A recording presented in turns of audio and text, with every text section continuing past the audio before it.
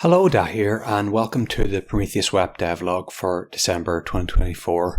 Now, since the last update, I've been alternating between coding, writing, and with a little testing thrown in.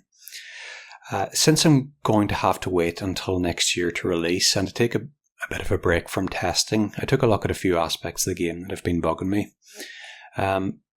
Prometheus Wept had a lot of fragmented gameplay elements around morale, including the encouraged, discouraged, and Ronin status effects, and the questionably named group cohesion system, which came into effect when you were controlling a faction's troops. Now, these have all been rolled into a morale system, which is tied to the leadership skill and provides bonuses to action and resolve points. So the morale bonuses are meaningful without being so potent as to stack powerful bonuses on the already winning side. Morale can be modified in dialogue by making good or poor decisions and use of the leadership skill. So when you enter combat, your party's existing morale will be used as a starting point. Now, this is currently at 6 out of 10, and these values, yours and the enemies, can be modified further by incapacitating characters.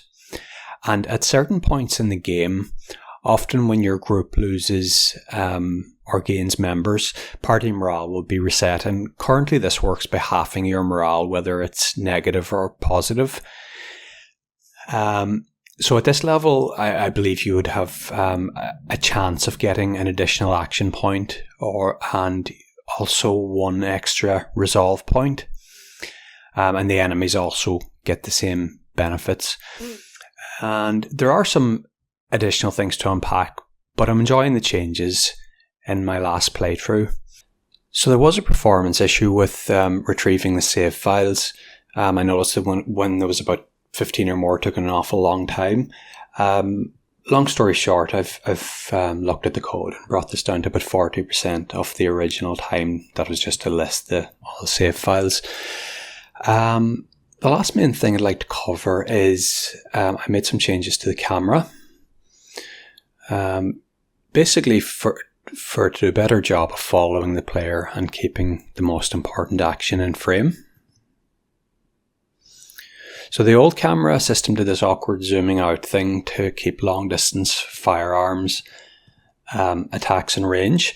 I'll just show you what happens with the newer system, and you can see the morale system kicking in there. So the camera will follow the player now.